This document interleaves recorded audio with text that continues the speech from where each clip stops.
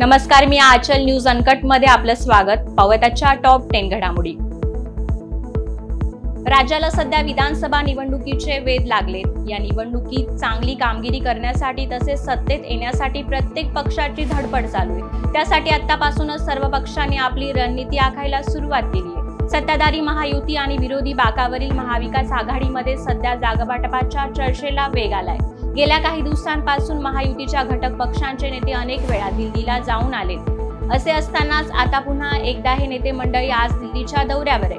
मुख्यमंत्री एकनाथ शिंदे, उपमुख्यमंत्री अजित पवार, उपमुख्यमंत्री देवेंद्र फडणवीस यांच्या आजच्या दिल्ली दौऱ्यामुळे राजकीय वर्तुळात वेगवेगळ्या चर्चा रंगल्या. मराठा आरक्षणाबाबत राष्ट्रवादीचे सर्वेसर्वा शरद पवार यांनी आपली भूमिका स्पष्ट करावी. या मागणीसाठी छत्रपती संभाजीनगरमधील मराठा आंदोलक चांगलेच आक्रमक झाले. मराठा आंदोलक पवारांच्या भेटीसाठी रामा हॉटेलला पोहोचले. पवारांनी भूमिका स्पष्ट न केल्यास आंदोलन करण्याचा इशारा आंदोलकांकडून देण्यात आलाय. दरम्यान आंदोलक आक्रमक झाल्याने रामा हॉटेलला पोलीस बंदोबस्त वाढवण्यात आलाय. भंडारा जिल्ह्यातील पवनी आणि लाखांदूर तालुक्यात अतिवृष्टीमुळे शेतकऱ्यांना झालेल्या नुकसानीची भरपाई करिता विशेषतः आसगाव येथे झालेली घरांची पडझडीमुळे झालेल्या नुकसानीची सरसकट नुकसान भरपाई द्यावी. या मागणीसाठी आमदार नरेंद्र भोंडेकर यांनी मुख्यमंत्री एकनाथ शिंदे यांची भेट घेऊन तात्काळ नुकसान भरपाई द्यायची मागणी केली आहे. गेल्या अनेक दिवसापासून छत्रपती संभाजीनगर जिल्ह्यातील पैठणच्या गोदावरी नदीपात्रात वाळू चोरी होताना दिसते. याबाबतची माहिती मिळाल्यानंतर स्वतः अप्पर जिल्हाधिकारी अरविंद लोखंडे यांनी सापळा रचत जुने कावसान गोदावरी नदीपात्रात छापा टाकलाय. वाळू माफिया आधीच पसार झाल्याने पथकाला वाळू उत्खनन तसेच वाहतूक करताना कोणीही आढळले नाही. मात्र शेतामधील शेतकऱ्यांचे वाहन वाळू माफियाचे वाहन असल्याचा संशय व्यक्त करून हे जप्त करून तहसील कार्यालयामध्ये जमा करण्यात आल्याने शेतकरी वर्गामध्ये आश्चर्य व्यक्त केले जाते. गणेश उत्सव अवघ्या 1.5 महिन्यावर येऊन ठपल्याने खड्ड्यांमुळे गणेश मंडळाची चिंता वाढली. ऑगस्टमध्ये अनेक मोठ्या मंडळाच्या गणेश मूर्तींचे मंडपामध्ये आगमन होणार असल्याने 11 ऑगस्ट पूर्वी खड्डे बुजावेत अशी मागणी बृहन्मुंबई सार्वजनिक गणेश उत्सव समन्वय समितीने मुंबई पालिकेकडे केली आहे. मुंबई गेल्या काही दिवसांपासून मुसळधार पाऊस सुरू आहे. त्यामुळे अनेक रस्त्यांनी चाळण झाली आहे. खड्डे बुजवण्यासाठी पालिका प्रयत्नशील असली तरी पावसामुळे भरलेले खड्डे पुन्हा डोकेवर काढते. या महिन्यात आणखी पाऊस अपेक्षित आहे. शिवाय ऑगस्टमध्ये काही प्रमाणात पाऊस कोसळण्याची शक्यता आहे. त्यामुळे खड्ड्यांची संख्या आणखी वाढली आहे.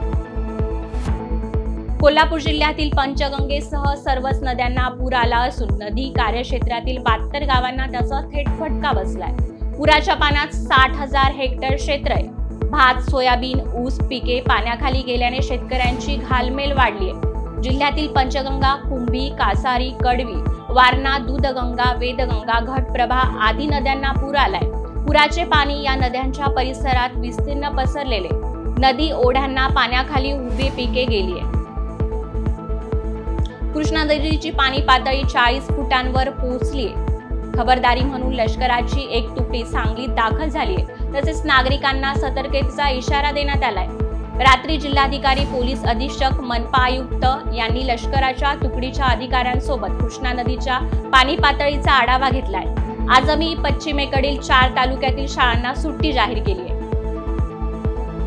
दूध आणण्यासाठी घराबाहेर पडलेल्या एका 17 वर्षीय तरुणीने नजीकच्याच एका 11 मजली अपार्टमेंटच्या टेरेसवरून स्वतःला खाली झोकून देत आत्महत्या केली.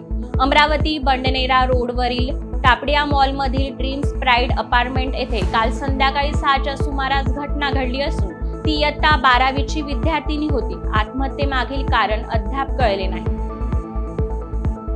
आजची सकाळ महाराष्ट्राला हादरवणारी ठरली आहे. नवी मुंबईत एक 3 मजल्यांची बिल्डिंग कोसळली. पहाटे सर्वजण साखर झोपेत असताना अचानक बिल्डिंग जमीनदोस्त झाली.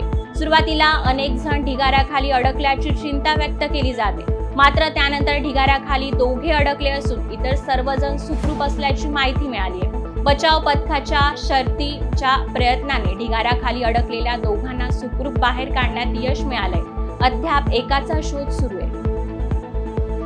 जागतिक हिपेटायटिस दिनानिमित्त केंद्र व राज्य शासनाच्या सूचनेनुसार राष्ट्रीय व्हायरस हिपेटायटिस नियंत्रण कार्यक्रम अंतर्गत पंधरवाडा साजरा करण्यात येते. या अनुषंगाने जालना जिल्हा शल्य चिकित्सक डॉक्टर राजेंद्र पाटील यांच्या मार्गदर्शनानुसार जालना जिल्हा कारागृहात एकूण 16 बंदीची हेपेटायटिस बी आणि सी ची तपासणी करण्यात आली आहे। तसेच त्यांना याबाबतची माहिती देऊन जनजागृती करण्यात आली आहे। यावेळी जिल्हा कारागृह अधीक्षक आणि अधिकारी उपस्थित होते। आता वेळ झाली आहे टॉप 10 मध्ये इथेच थांबण्याची। पाहत रहा न्यूज अनकट।